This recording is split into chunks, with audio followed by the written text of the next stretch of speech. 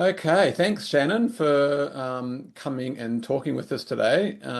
Shannon is Associate Professor of Counselling in the University of the Sunshine Coast, and he's here to talk to me about the process of publishing, given that he has a very well-established, best-selling, I understand, book, counseling textbook called the Counseling Practicum Internship Manual, which I think is in your fourth edition now. Is that right, Shannon?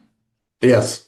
Yeah, excellent. So Shannon's agreed to speak with us, and really my interest is, given that counselling in Australia, we haven't got the same sort of Mhm. record of textbook publishing as they do in the Mhm. United States. Yeah.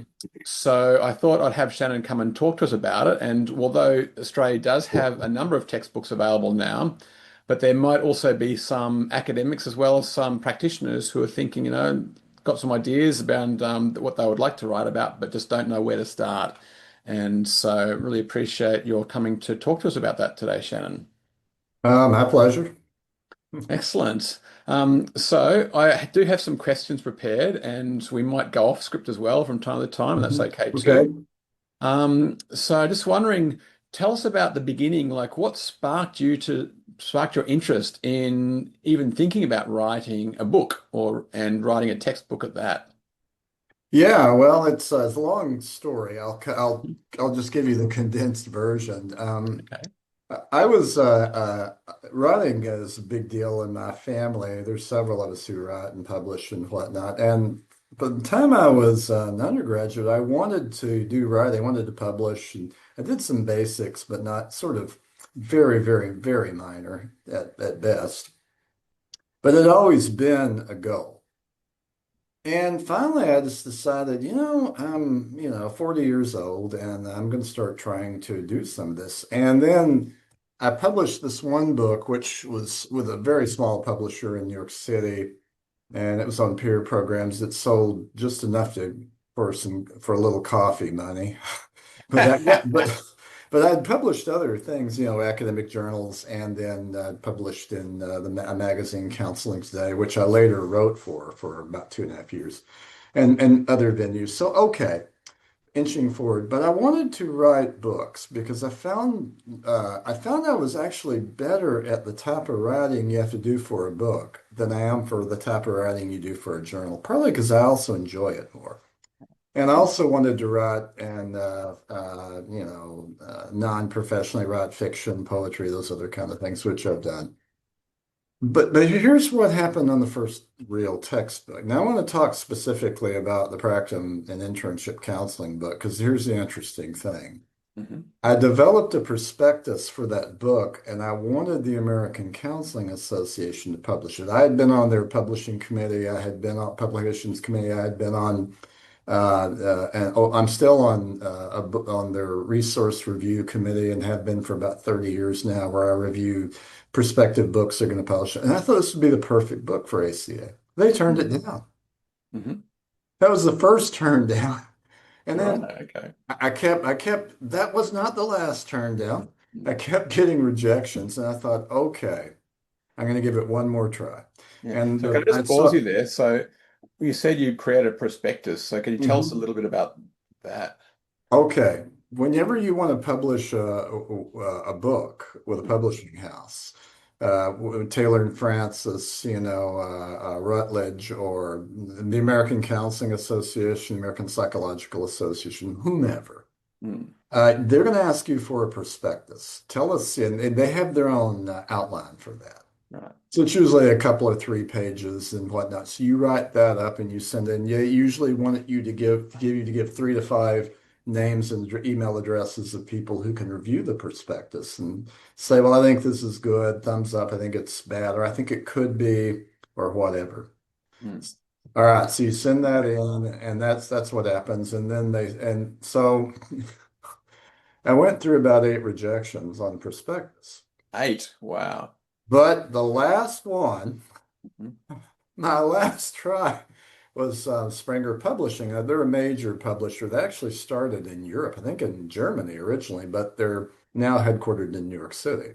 Mhm. I got a call from the editor who was in charge of counseling and psychology Mm. texts.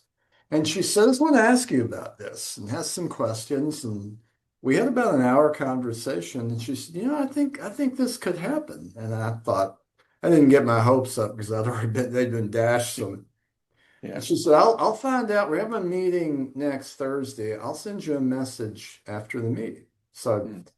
so Friday morning, my heart's pounding. I open up my email and in big caps from the editor, in all caps with exclamations across the screen, it was good news. Mm. So I Wow. guess it was the third try wasn't a charge, but the ninth try was a charm. I guess that's three cubed, right? Or no, yeah, three times Wow. three. Yeah. Wow. So Yeah.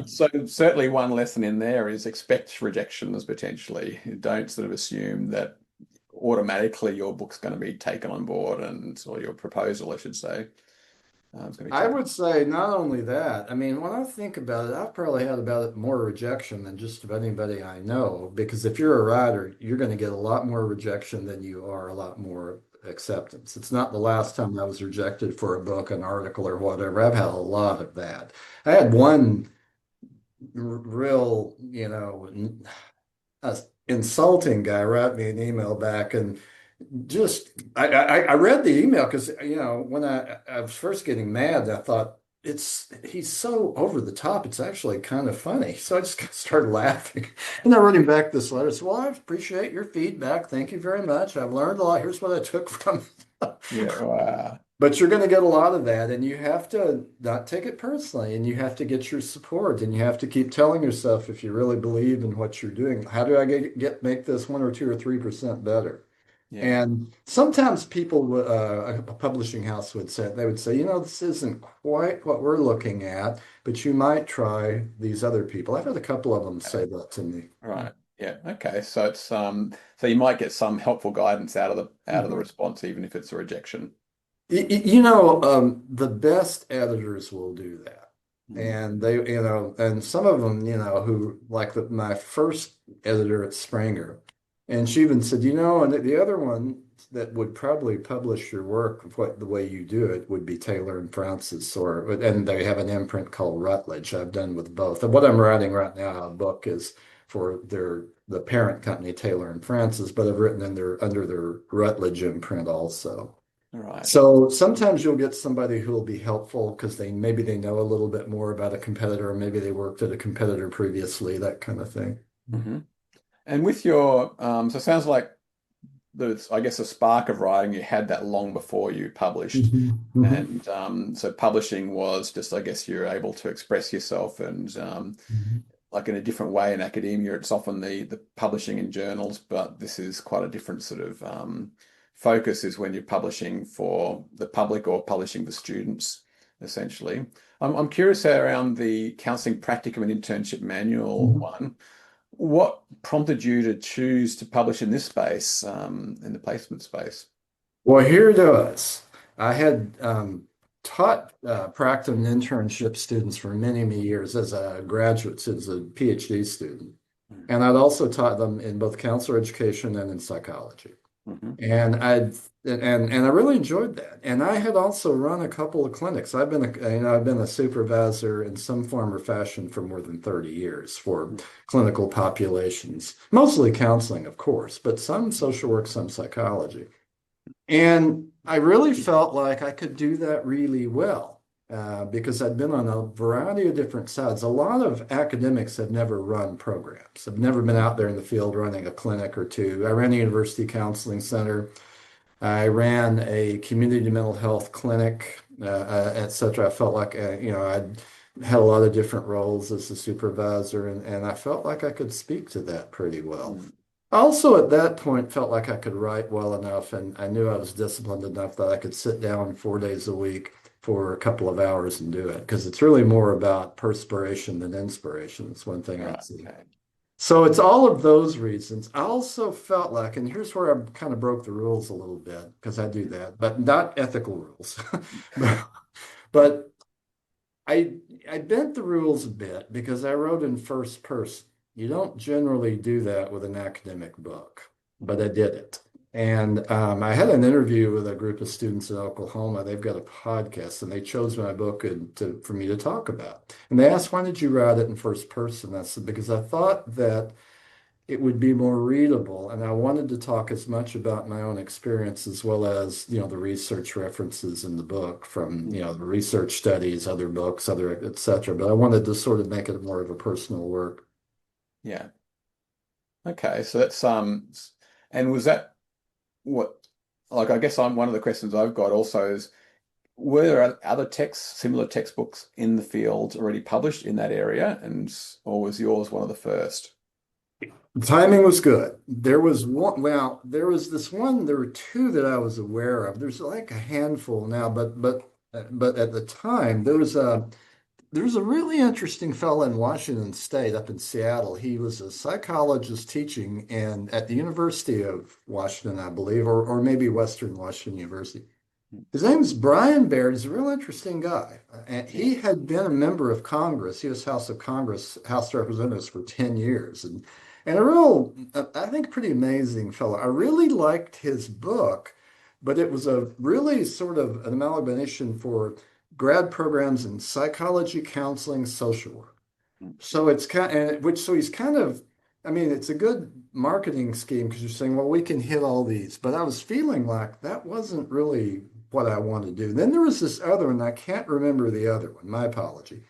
But it was more of a I mean, it was more just a bunch of forms and such. And I thought, what I'm going to do is I'm going to focus strictly in the counseling profession. There will be forms in it, but it'll be more about a more personalized view and more about talking about these chapters, what you're really going to encounter out there and how you're going to how you might deal with it and what are the ethics of this with case studies and all that. I wanted to do it as well as I could. Hmm.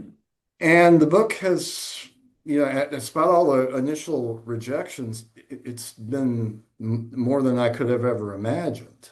And Yeah. And so, but how come why do you think it was so successful? Is it because you hit that not that niche market, or was there something else about it? it was the first one to just focus on counseling.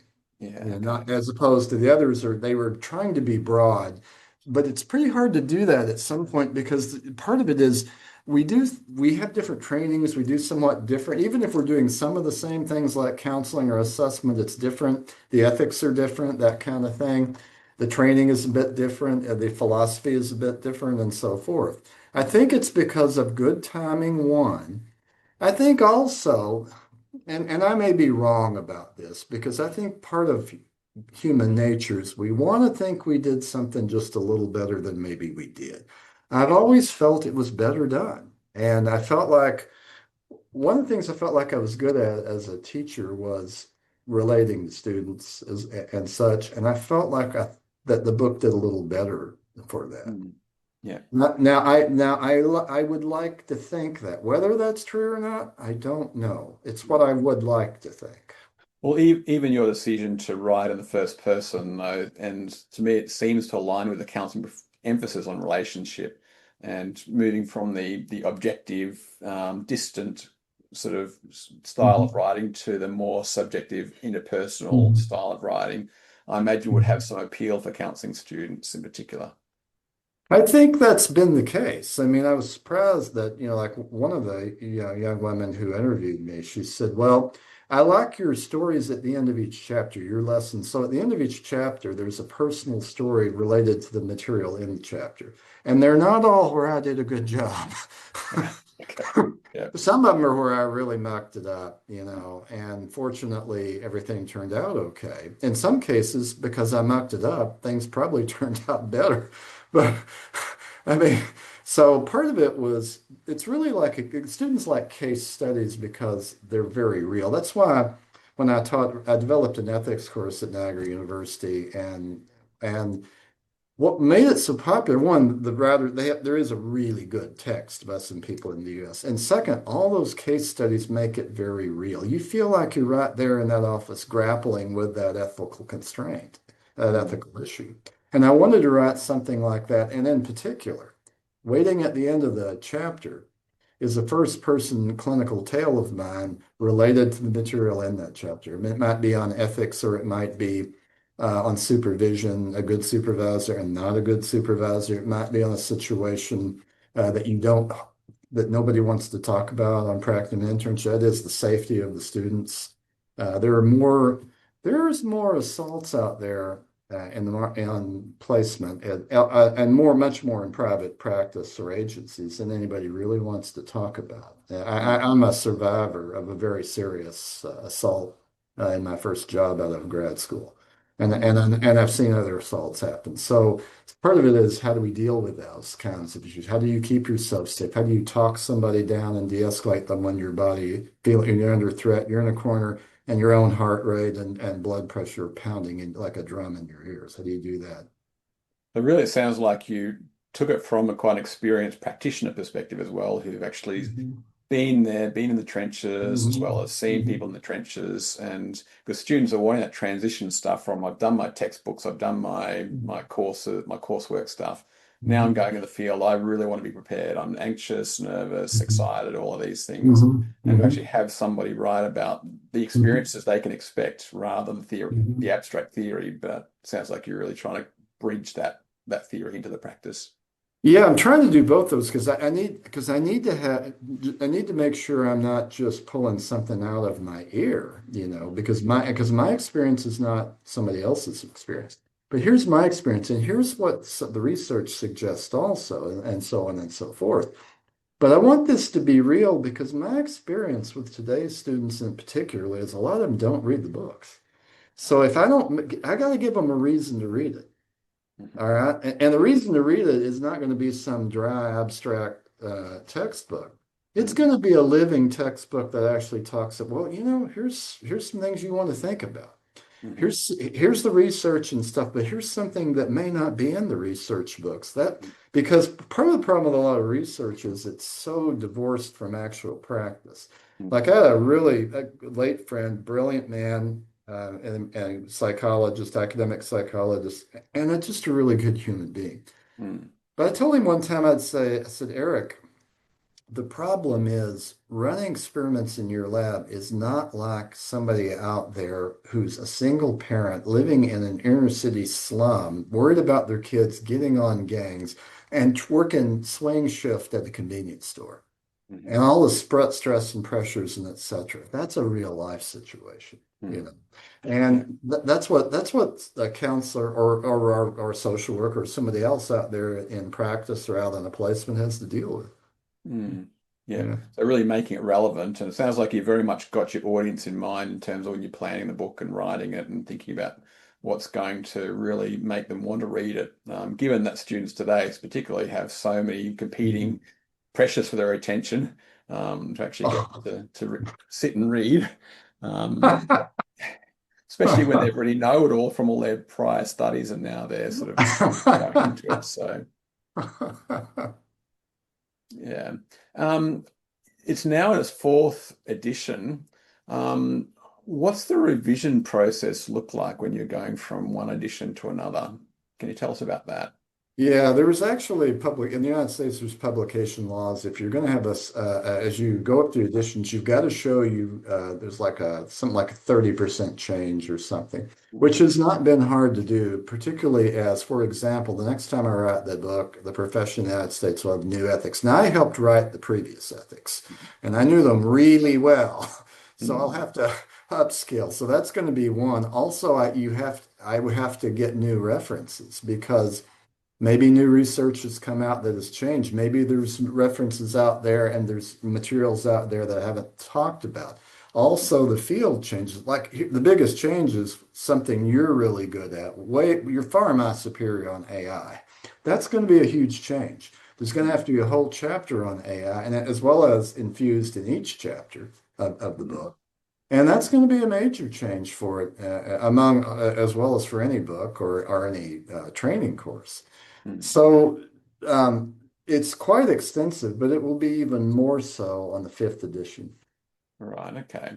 So Yeah. really it sounds like it's something which changes are happening anyway, so it's just updating it pretty much to keep with the changes, make sure it's current.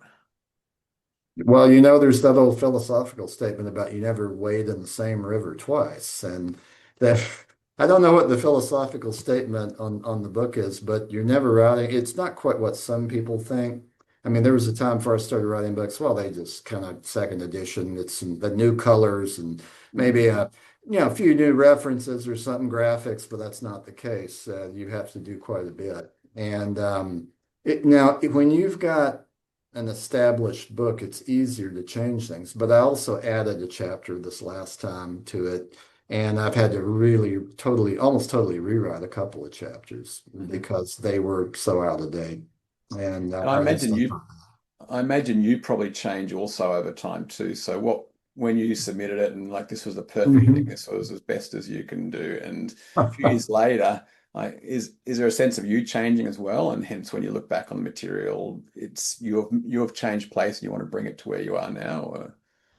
I think, one thing I talk with the students about, Nathan, and you probably do this as well. And as a clinician, I did. I remember people would come into my various offices around the world and they'd talk about their past, and it's like Murray Bowen, the great family therapist, used to say, the past is alive in the present. He was totally right about that. And I would tell people, you can't change what happened in the past, but you can change your view of the past. And that might make all the difference in the world. That might help you forgive somebody you need to forgive because it's hurting you. The second thing around that is with age comes experience. And with your age and your experience, you do change. We all do. I'm not who I was 30 years ago when I finished my PhD at 35. I'm 65 years old. I've had a long career in higher education as professor and out in agencies. I've gone around the globe doing, presenting workshops and et cetera. I'm not who I used to be. I'd like to think I'm the same basic person, same Mm, basic values, but I've grown a lot since then. And life has taught me a lot. mm, yeah. And look, I'm curious in terms of the process of writing. Um, because it's I imagine it's quite a big project to from start to, from the idea conception right through to the first manuscript or even the publication. Can you tell us about how you Mhm. actually did that process of creating the structure of it, the working out how you're gonna deliver each chapter, and Mhm. then the actual writing, putting time aside to write. Can you tell us about the journey, I guess? Yeah, what you do when you do a prospectus is you create an outline. So let's say you've got 12 chapters and you've got an outline of what you're basically going to cover, and they're the main topics. And in between those even underneath those topics, you're going to have subtopics that you put in. So if I create an outline, Mhm. that's where I'm going. Now I'm probably but now here the funny thing is when I get going, it changes because it takes on a life of its own. It's kind of hard to explain. It's kind of like if you're writing a novel or a short story, your characters start to take on a life, and then you start to realize, no, this character would not do that. She would do this, or he would do that. It's the same thing I've found even in writing academic books. I realize, I don't think this fits here. I think it fits there. Or I don't think this is as important to put in as something else. And I've been doing that quite a bit because the last 2 months I've been steadily working on this trauma recovery workbook. And I'm Mhm. trying to figure out, what's really most important. And at times I'm making changes and I have to make sure I notice that so when I go back and redo the table of contents at the end that it's accurate.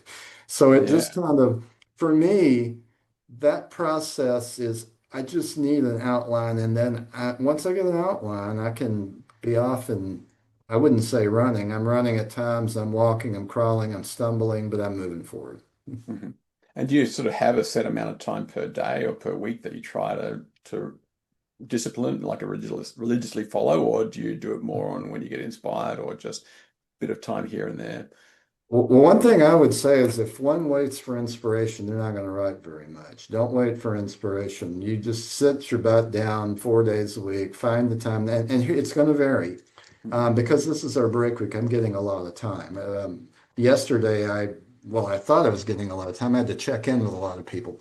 Funny thing about being discipline lead, department chair, in these various roles is people need you to communicate with them. Yeah. Go figure. Yeah, I know. Um, but so each day, the goal is each day, 4 days a week, find some time. And then Friday has been my work from home day. And what I do there is I'll spend several hours writing, editing, etc. That's the really big day. So by 4 p.m. Friday, I want, if maybe by 3:30, if I'm going well, I give myself a break. And I've been going for several hours, then I take a break. And then my wife and I go do something fun. Yeah. Wow. So there is some sort of routine. You try and build it into your days, but then you've got a special day set aside where that's the writing day. I see. That's right. And, again, I've got a friend back in the US and he keeps talking about writing a book. He said, "Do you think I'm capable of writing a book?" And I said, "I have no doubt that you are." I said, "What I don't know is whether you're going to sit down 4 days a week for a couple of hours each day for 10 or 11 months out of the year and make it happen." That's the harder part of it. Okay. Yeah. So that's how long it normally takes. Most people It around. depends Yeah. on the book. If it's a book like, if I was writing, well, the Practicum Internship book, it takes almost as long to do an edition as it did to write the first one because there's so much you've got to go back and read and revise and correct and make sure that you've really changed it in the way that you believe it needs to be changed. And for me, there's a lot of security in having a format, because then I can move things around. Mm. But it requires a lot of thought and a lot of revision. But there's an old saying, books aren't written, they're rewritten. There's a lot of truth to that. There's a lot of, the book company editor will catch a lot of mistakes I've made, a repetition. They'll say, "You said, well, you're saying this on page 227, but back on 119, you said something totally different." Oh, Yeah. Wow. yeah, yeah. Isn't You that hope to great to have catch them. people like that who've got that eye for detail? Oh, oh, you don't like it, but you need it. We Yeah. all need someone's calling us on our inconsistencies at times, even if we don't always say, "Gee, thank you very much, Nathan, for catching me, calling me out on that," even though I needed that. Yeah, that's right. The bittersweetness of reviewers and sort of thing. Yeah. Yeah. And with your textbooks, what's the process of developing the what we might call learning ecosystems, online resources, interactive quizzes, all that? Do you have much of a role in those as well? No, I deliberately haven't because others are better at that than me. Mm, And they can do it. The other thing is like, here's a big difference between the United States and Australia in higher education. In the United States, for example, everywhere I've taught as either a master's student, PhD student, adjunct, which means part-time, full-time, etc., you make up your own exams. Now, some people like, for example, in my theories book, I even had a book like you may have had also that has sample questions. I just make up my own because when I'm teaching that course, I'm going to emphasize some things that are different than what the sample test has. And I also don't like multiple choice tests, even though I use some of that because it's easy. I'm mm, going to, higher order thinking requires essay type questions, which means it takes longer to grade. So I would have various essay questions. I'd have short answer questions, and I would have probably a handful of essay questions, and then I have a bonus question that would be a reach for students. So I want to create that myself, and that's typically what happens with, if at least in a graduate program. An undergraduate, if you're teaching general psych and you've got 1,000 students, you've got a AI grading it. yeah, right. Yeah. Mm. What about in terms of with the based on your experience, what are some of the common misconceptions that aspiring authors might have about the financial and contractual side of publishing a textbook? The problem, well, the biggest thing is only the really big names are going to be able to call the shots. In most Mm, cases, the publishing company is going to do that for the particularly for academic authors. mm, Now, I was able to get a little better deal, but with Practicum Internship book because it has done very well. So the better your books do, the more, freedom you're going to have to negotiate.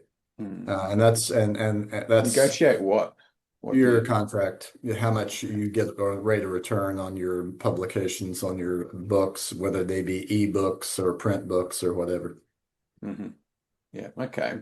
And in terms of, is it enough if you have a good selling textbook, can you retire on it, or is it something which you're basically doing for love, essentially? You probably in terms of the hours or Well, if you're somebody like Jerry Corey, he could have retired quite a while, and he's in his 80s. He's right at the end, mm, but he's probably the top end of the scale in counts. He's made a lot.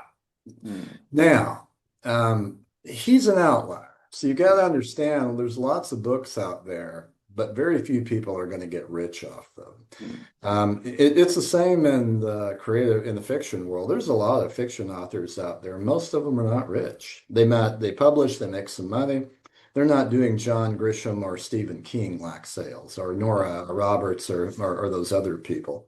So, mm, so here's what I'd say. If you're like me, and you really enjoy the process of creation, writing is a really great venue because I'm lucky, I do make decent money off of it. Now I'm not going to be, buying a Park Avenue apartment in New York City, above the river or anything or somewhere like that, nor would I want one.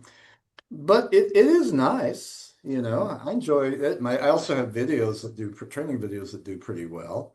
So the yeah, combination of all those, and those have gotten me a lot of keynotes and such, all of which I enjoy. I'm also mm, a very simple guy. I don't need much. I'm one of the most natural minimalists you're ever going to meet. I just mm, don't need much. There's not much I want. I don't want a fancy car. I don't want a fancy house. mm. Obviously, if you've been around me, I don't wear fancy clothes. What do I need a lot of money for? Sure. Yeah.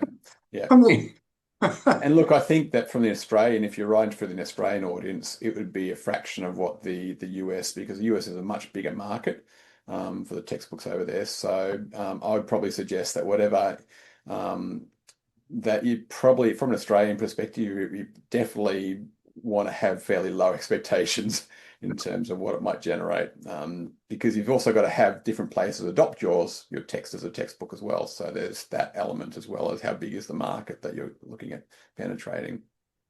I'd say so too. And I would say for Aussie authors and Kiwi authors, maybe what you want to do is write something a little broader and then include the UK, et cetera, some like that, because they have much more substantial population. Then you're starting to increase your breadth a little bit. Now, some of my books are used in Australia, but I can understand the frustration here, where people say, "Well, gosh, it seems like all I've got are U.S. textbooks," and I get that. I think that what really needs to happen, particularly in our field in counseling, is there need to be more Australian books written by people well versed in Australia. Mm.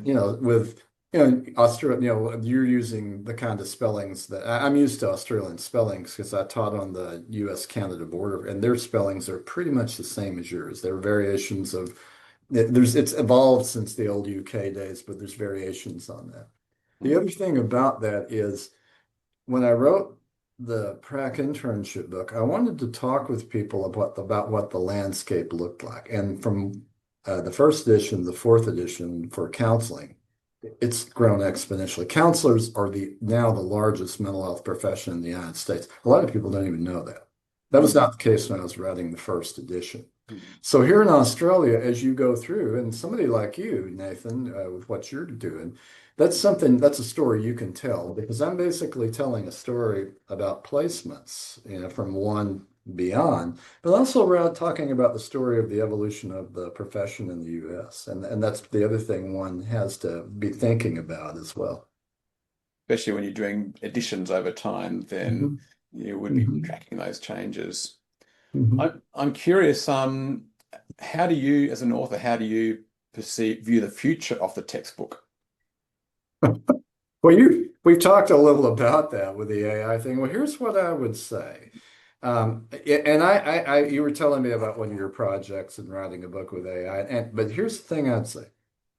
I don't have any doubt that just like for counseling, I have no doubt that an AI can create a book and do a solid job. But here's what it cannot do. I'm writing this workbook on treating trauma as well as stress, managing stress, etc. It can't customize and speak personally in the way I can do it. And it isn't going to be able to do all those things I can do that way. So it all depends. There are going to be times when maybe you don't need to customize. Maybe you just need a basic book from an Australian perspective, and you use an AI to write it, and you go through and make sure that you've taken those reps, because sometimes AI makes up references, so you got to be careful with that. Maybe that's going to be good enough for this book I'm writing on treating trauma and such. It's not. For what I do with my Practicum Internship book or some of the other books I've written, it wouldn't be. For Mm. some, yeah, probably it would. It really Depends. depends on the content you think as to, and the focus of the book as to, It yeah. depends on the content, it depends on the focus, and it depends on the purpose. Mm. Yeah. So do you sort of see in your own writing future, do you think you'll be using AI augmentation or bringing AI into it, or do you think you're just sort of you've got your formula that works for you, and staying with the tried and tested? Everything evolves. It would be tempting to say, yeah, I'll be using AI because I'm sure I don't think I'm going to be able to avoid using it in some ways. I think it's going to be more an editing function for me than a writing function. I'm already doing that. Now, sometimes Mm. it drives me crazy. Okay. Um, because your commas are different than ours in the US. That's what you have the Oxford comma, which is in the States we don't. I won't go into that. Don't. But anyway, it drives me crazy. What are your And bugbears, eh? and but definitely. And then sometimes maybe I just need food for thought. And the AI can give me that, even if I don't use it, because it gets me thinking of other things. Like, I'll Yeah. give you an example. I use AI. I couldn't think, there was something I was thinking. I want a little more information on EFT tapping and touching, something I've used in treatment to get into the polyvagal nerve system. And I looked into AI and it gave me a whole lot of different options, or different resources. And I thought, okay, which of these fit with what I'm best with what I'm doing? Mm. And so sometimes it's a way of helping you think outside the box or beyond the confines of your own Mm. of the hallways of your own mind, and that can be really helpful. But it's certainly good at editing and, Mm. and helping me with revision, and that has been a real asset. It really sounds like you're using it like a writer's assistant, both Basically, that's helping what out I'm ideas doing. and Yeah, so yeah. Well, in one of the articles you and I did, we used it for that also, and mm, whatnot. So I think that's what's really good about it because when you write, I don't like best advice I got long ago. I was actually watching a program that musician Paul Simon he was doing this he was down in South America in Brazil and he was working with these musicians and he said, don't worry, because they were getting tied up with editing. He said, don't, when you sit down to write a song, sit down as a writer, not an editor. When you finish a draft of that song, sit down as an editor. He said, because anything you write can be changed, improved, etc. So that's the way I look at it. And then the AI it helps me revise and run drafts and make suggestions I sometimes do or don't take. But it's really a writing assistant. Yeah. yeah, okay. Look, is there anything else that you think that you might want to tell any counselors watching this or counseling academics watching this that we haven't talked about that you think might be helpful? Yeah, I would say that there are a lot of people out there who have an idea and they never go forward with it for a variety of reasons. If you really are interested, in going forward with it, take a look at maybe take a look at a couple of publishing companies, look at what their prospectus requires, and sit down and make an outline that's congruent with that perspective. Maybe talk it over with some people and so forth, and send it out and see what the book company says, because they might just say yes on it. And once you get one published, it's easier to write and publish the second, third, and fourth, not just editions, but different types Mm. of. But And the the and is the that other, is that ease? Is that because you're going back to the same publisher and they know your work and or not necessarily, yes, that could be, but not necessarily because they may not want to publish the book you want to write. mm, All right. So for me, that's often, I have an idea and I want to write a book. Like I wrote one on meaning, but I had to go to a different publisher who was willing to let me write that kind of a book. right. So part of it is do you have one part of it is the inspiration and the passion, but the other part of that is are you going to be able to make yourself sit down several times a week and spend the time writing? Because that's what's going to make the difference. Yeah, inspiration is great, but there's going to be more a lot of days when you're not inspired and it's like getting fit. You have to sit down and do it when you don't want to. Just like if you're going to get fit, physically fit, you have to do your workout on the days you don't want to do it. Oh, it's raining. I don't want to do that. Or Mm. I'm a little bit tired. I think I can skip today, and then you skip tomorrow and all this. So Yeah. it's the same kind of process with writing. That's sounds like a bit like doing a PhD as well, that you just got to keep on chipping away at Yeah, it every day over several yeah. years. I It's know, the as I was doing mine, as I was looking for hacks to help me stay on track, one of the suggestions of I think I got it from a writer's YouTube was to set yourself a word limit each day that you needed to write, regardless of what you wrote, whether you wrote good stuff or crap, you would try and get those 700 or 1,000 words a day written. it's all in what works for you. Because here's how I do it. I tell myself on most days, Friday is the hour, but most days I say, okay, all you have to do is write one paragraph. Okay. But if I write one paragraph, it would be unusual that don't write several more. So Mm, once I get going and I get into the process and I start to enjoy that creation process, mm, then I'm probably going to keep writing. But I've got to start. It's the yeah, starting that's the hard thing. You sit down in front of the screen, get started, and then you can get going. Like today, after I lunch, I'm going to be sitting down for a couple of hours and writing. mm, And it's just sitting down and getting started. Just like this morning, I get up really early go to bed earlier. I'm old. Then get up really early and then start getting the coffee. I do a little reading, then start moving around the living room for about 45 minutes. And I go out and do my run and mm, whatnot. And everything's fine. Come back and I enjoy that. And then tomorrow, it's going to be the same process. yeah. I know for me, I do. It was interesting. I smile when he said you aim for one paragraph a day because that's my goal too, is one paragraph.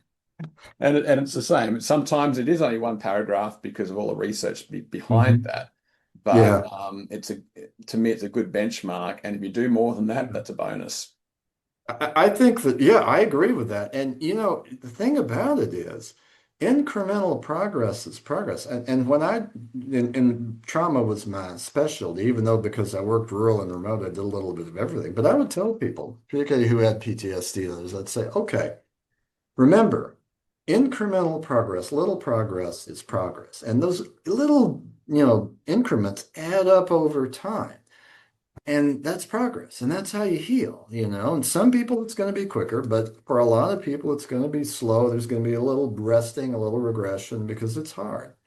Writing, I find, is somewhat, it's Mm. sometimes, most of the time, it's increments, and then other times it's larger than that. Yeah. And with your writing, was it self-directed, or did you get a group of people around you, or like join a writers group or something to help support that?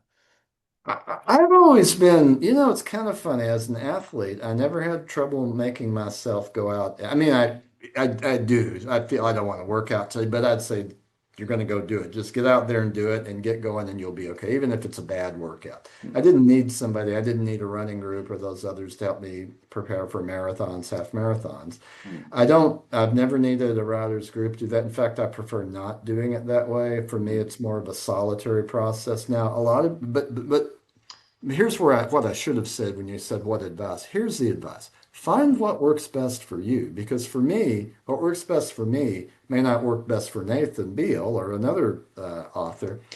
I like to just sit down on my own, block everything out, focus on my writing, and go from there because I find that fulfilling. Now, I will exchange ideas with my wife, who's a very good editor, or another writer, or somebody else, that kind of thing.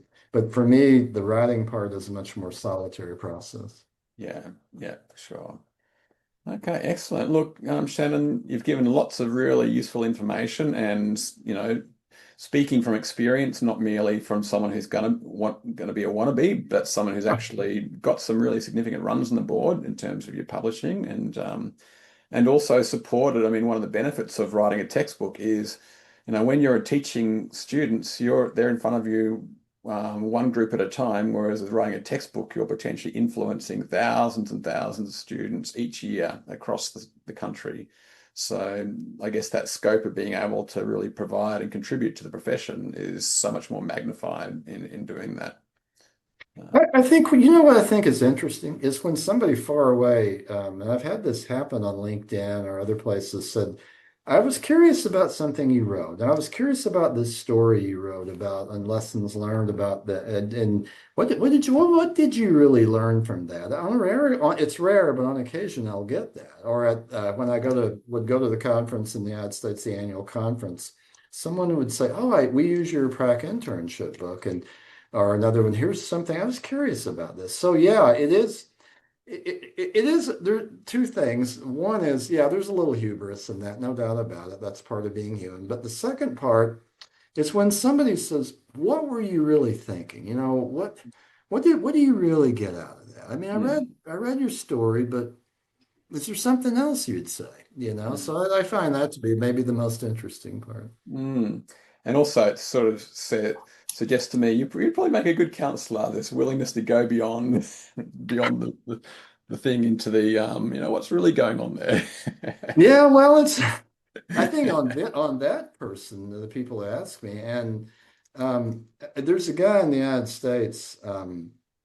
Oh gosh, this is what I hate about being a senior citizen's name, Jeffrey Kotler. And he writes a lot of books, and one of his more interesting books is My Worst Therapeutic Session.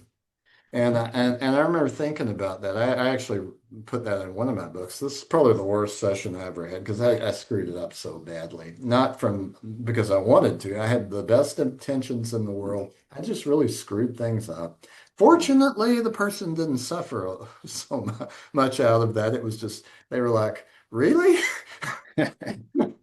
They came and they were so desperate they came back for a second go with me, no matter how bad I was. This is when I first started, and so I think writing is also much like counseling, all that process of and you've written a lot yourself, Nathan. You know this. I don't have to you don't have to need a lecture from me.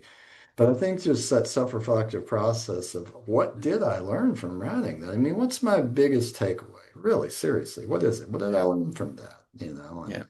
And that kind of thing.